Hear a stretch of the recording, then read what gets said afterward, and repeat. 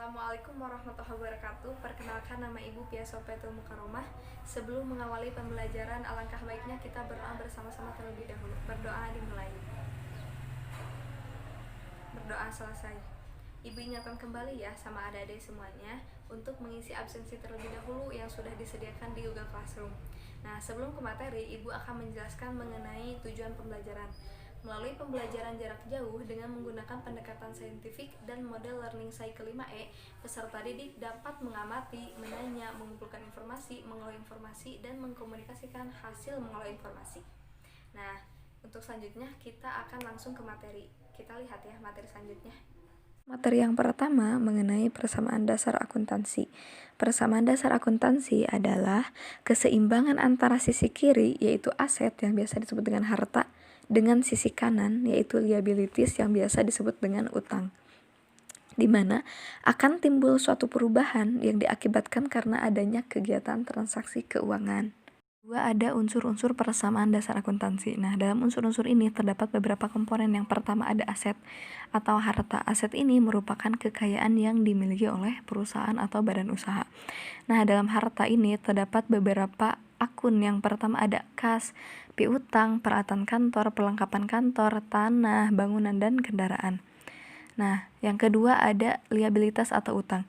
Liabilitas ini merupakan tanggung jawab yang harus ditanggung oleh perusahaan, di mana perusahaan harus membayar atas kegiatan transaksi, baik itu pembelian barang ataupun jasa yang dibayarnya secara kredit.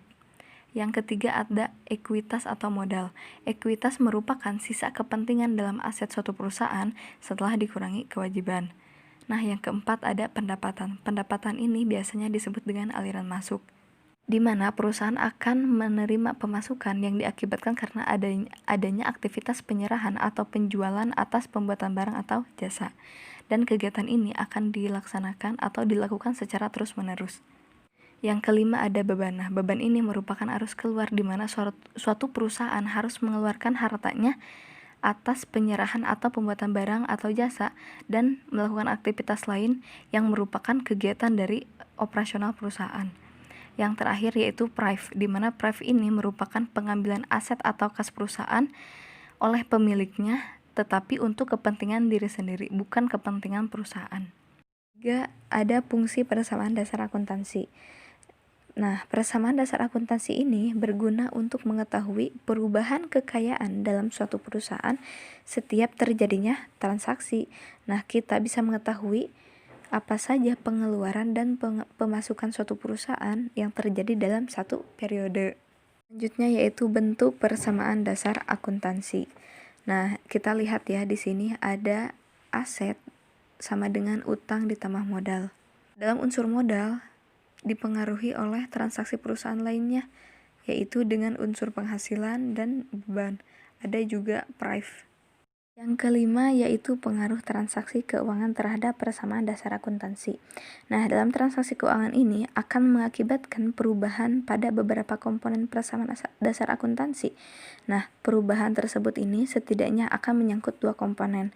Nah, jika diidentifikasi ada 4 perubahan transaksi keuangan yang akan mempengaruhi persamaan akuntansi. Yang pertama ada perubahan aset akan diikuti dengan perubahan aset dalam jumlah yang sama atau harta dengan harta. Nah, yang kedua ada perubahan aset akan diikuti dengan perubahannya kewajiban atau sebaliknya tetapi dalam jumlah yang sama. Yang ketiga, perubahan aset akan diikuti dengan perubahan ekuitas yaitu modal dalam jumlah yang sama. Nah, yang terakhir, perubahan aset atau harta akan diikuti dengan perubahan kewajiban atau utang dan ekuitas yaitu modal dalam jumlah yang sama. Ada transaksi dan persamaan dasar akuntansi. Nah, setiap transaksi yang terjadi dalam suatu perusahaan akan selalu mengubah posisi keuangan, baik itu harta, utang ataupun modal. Nah, kita lihat di sini ada unsur-unsur yang dapat mempengaruhi perubahan posisi keuangan. Di antara yang pertama ada harta bertambah. Nah, harta akan bertambah apabila utang bertambah, modal bertambah, pendapatan pun ikut bertambah. Yang kedua ada harta berkurang. Harta ini berkurang diakibatkan karena adanya hartanya ikut berkurang, beban bertambah, modal pun ikut berkurang. Yang ketiga yaitu modal bertambah. Modal ini akan bertambah apabila adanya laba. Terus ada modal berkurang. Modal ini bisa berkurang jika beban bertambah, hak pemilik pun berkurang. Terus adanya pengambilan secara pribadi atau prive. Selanjutnya ada utang atau kewajiban bertambah. Utang akan bertambah karena adanya peminjaman atau pembelian secara kredit. Selanjutnya, utang berkurang. Utang ini akan berkurang jika adanya pelunasan hutang, adanya cicilan pembayaran hutang, atau hak kreditur secara berkurang. Selanjutnya mengenai analisis transaksi. Transaksi keuangan adalah aktivitas perusahaan atau badan usaha yang dapat diukur dengan menggunakan satuan moneter atau rupiah. Nah, begini nih.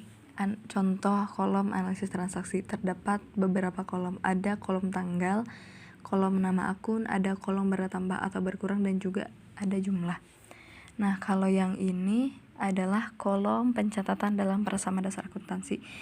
Terdapat beberapa kolom juga, ada kolom tanggal, ada kolom aset atau harta, di bawahnya ada kas, peralatan, sama perlengkapan. Bisa juga ada piutang ataupun hal lain yang diperlukan. Terus di kolom sebelah kirinya ada liabilitas atau utang, yaitu terdiri dari utang dan juga modal. Sekarang kita ke contoh. Di sini ada contoh salah satu perusahaan, yaitu perusahaan reparasi komputer dengan nama Andicom. Kita lihat pada nomor 1. Pada tanggal 1 Januari, Andi menyetorkan sejumlah uang tunai sebagai modal usaha sebesar 7.500.000. Nah, sekarang kita lihat di kolom analisis transaksi. Di atasnya ada nama perusahaan, terus di bawahnya ada analisis transaksi, terus di bawahnya ada per Januari 2015. Kita lihat pada kolom tanggal, kita masukkan tanggal, tahun, dan juga bulan. Terus di nama akun kita masukkan apa saja. Nah, yang pertama ada kas dan juga modal. Kasnya bertambah, modal pun ikut bertambah. Kenapa? Karena Andi kan di awalnya menyetorkan, jadi yang tadinya tidak ada modal sekarang jadi ada modal. Nah, sebesar 7.500.000. Yang kedua, pada 7 Januari, Andi membeli perlengkapan kantor secara tunai sebesar 2.500.000 dari PT Indo Mandiri. Kita lihat sama di kolom tanggal seperti tadi. Nah, untuk nama akunnya kita masukkan nama kas dengan perlengkapan. Nah, di kasnya itu berkurang, perlengkapan bertambah. Kenapa kas berkurang? Karena harta yang dikeluarkan oleh perusahaan Andi pun ikut berkurang karena mengeluarkan uang atas pembayaran membeli perlengkapan. Kalau untuk perlengkapannya kenapa bertambah? Karena yang tadinya tidak ada perlengkapan, sekarang ada perlengkapan. Kita lanjut ke contoh soal yang ketiga. Pada 10 Januari, Andi menerima pendapatan jasa atas pekerjaan yang sudah diselesaikan sebesar 4 juta. Nah, kita lihat di kolomnya ada kas dengan modal. Kenapa kas dengan modal? Karena kan Andi mendapatkan pendapatan. Nah, kita masukkan sebagai modal. Jadi kasnya bertambah, modal pun ikut bertambah karena mendapatkan pemasukan sebesar 2 juta. Sekarang kita masukkan soal yang tadi ke tabel persamaan dasar akuntansi. Kita lihat ya di soal yang tadi, nomor 1, pada tanggal 1 Januari, Andi menyetorkan sejumlah uang tunai sebagai modal usaha sebesar 7.500.000. Seperti biasa, kita masukkan dulu tanggal, bulan, dan tahun di kolom tanggal. Nah, sekarang kita masukkan 7.500.000 ini ke kolom kas dan juga ke kolom modal. Sudah jelas ya, karena di soalnya pun Andi menyetorkan modal, berarti kita masukkan ke kolom modal dan juga ke kolom kas. Sekarang nomor 2. Pada tanggal 7 Januari, Andi membeli perlengkapan kantor secara tunai sebesar 2.500.000 dari PT Indo Mandiri.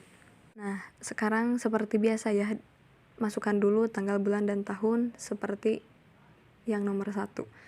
Kita masukkan pada kolom kas sebesar 2.500.000. Jangan lupa pakai tanda kurung karena Andi membeli perlengkapannya secara tunai, jadi otomatis perusahaan pun harus mengeluarkan harta atau uangnya sesuai dengan pengeluaran yang diperlukan. Dan kita masukkan ke kolom perlengkapan sebesar 2.500.000. Nah, sebelum ke soal nomor 3, kita jumlah terlebih dahulu pada kolom kas. Seperti yang sudah Ibu jelaskan, pada kolom kas ada tanda kurung, berarti harus dikurangi.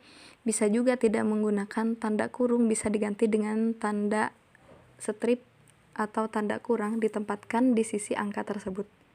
Begitupun dengan kolom perlengkapan kita jumlah. Kita turunkan angka 2.500.000 ke bawah yang ada di kolom perlengkapan. Nah, sekarang kita turunkan yang ada di kolom kas, 7.500.000 dikurangi 2.500.000, berarti jumlahnya sebesar 5 juta. Nah, sekarang kita lanjut ya ke soal nomor 3.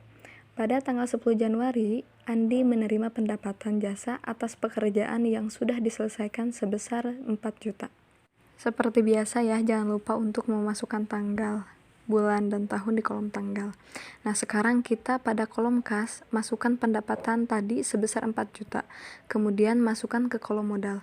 Kenapa harus di kolom modal? Karena seperti yang sudah Ibu jelaskan tadi di awal, kalau modal itu dipengaruhi oleh 3 komponen atau akun gitu ya, yaitu akun pendapatan, beban, dan prive. Jadi, jika ada soal mengenai pendapatan, beban, dan prive, pasti akan dimasukkan di kolom modal. Jangan lupa, seperti tadi ya, sebelum ke soal berikutnya, kalian harus menjumlahkan terlebih dahulu pada setiap kolomnya.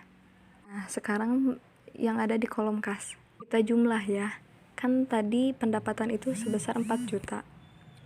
Kita tambah dengan jumlah yang ada di atas, kita turunkan sebesar. Nah, jumlahnya itu sebesar 9 juta. Yang dari atas ya diturunkan ke bawah. Terus kita jumlah lagi yang ada di kolom modal. Di kolom modal kan ada di atasnya 7.500.000, terus di kolom bawahnya ada 4 juta. Kita tambahkan 7.500.000 ditambah 4 juta. Jadi 11.500.000. Ingat ya, di kolom aset atau harta dan juga liabilitas atau utang, jumlahnya harus sama antara harta dengan utang. Harus balance. Kalau tidak balance berarti ada kesalahan dalam perhitungan. Berarti secara tidak langsung persamaan dasar akuntansi pun menjadi tidak sah. Pemaparan tadi, sekarang Ibu akan mengirimkan LKPD kepada adik-adik semua. Nanti Ibu kirim melalui Google Classroom ya. Nah, untuk adik-adik apabila ada yang mau ditanyakan, boleh menghubungi Ibu, baik mau secara WA group atau mau Google Classroom ataupun mau secara pribadi juga tidak apa-apa. Kita akhiri pembelajaran hari ini. Ibu ucapkan alhamdulillahirabbil alamin. Sekian dari Ibu. Wassalamualaikum warahmatullahi wabarakatuh.